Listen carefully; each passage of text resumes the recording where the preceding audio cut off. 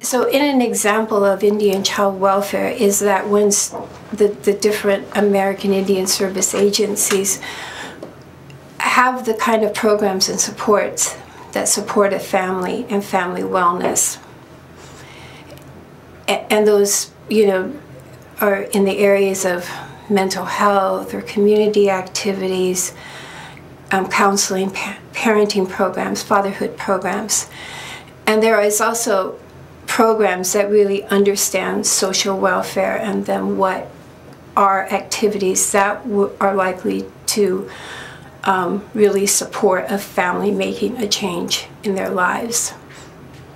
In a situation where you are trying to get the state or the county to comply with the legal intent of the Indian Child Welfare Act,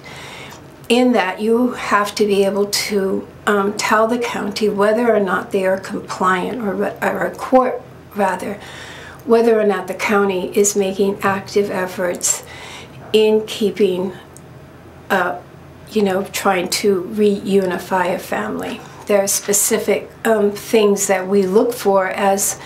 Indian child welfare advocacy to make sure that it's more than just going through the motions, that there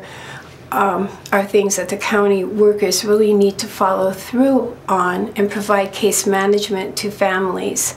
Because oftentimes they don't, provide adequate services or the right kinds of services or culturally competent services to a family, and then the family, in their eyes, fails and provides, a context for the child being removed from the home. So we're working with, hopefully, legal services providers for that family can sort of hold the county system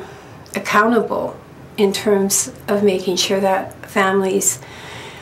receive an honest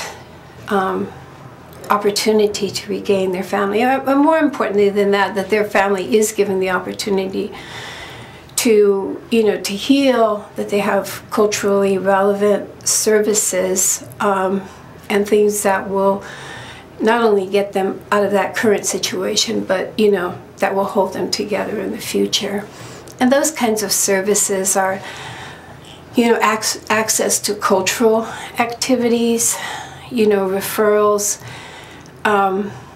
maybe to healers who can, provide that family with, with some support, in a spiritual, Native American way, where the family and the culture, is really supported, and they make sure that they have events that are for the families, and really reach out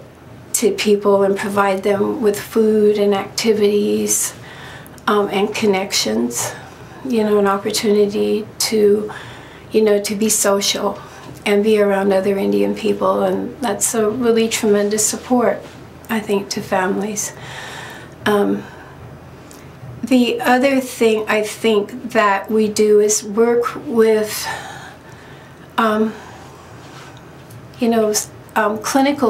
licensed clinical people who are not only really adept at their skills in terms of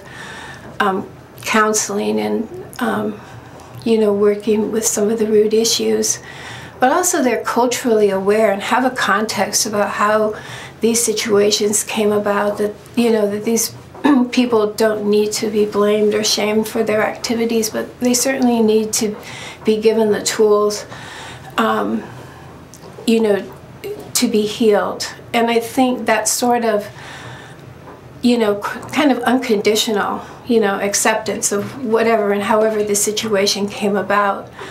the difference between like holding somebody accountable for their behavior without really, condemning them for, things that, are really not their, not their fault.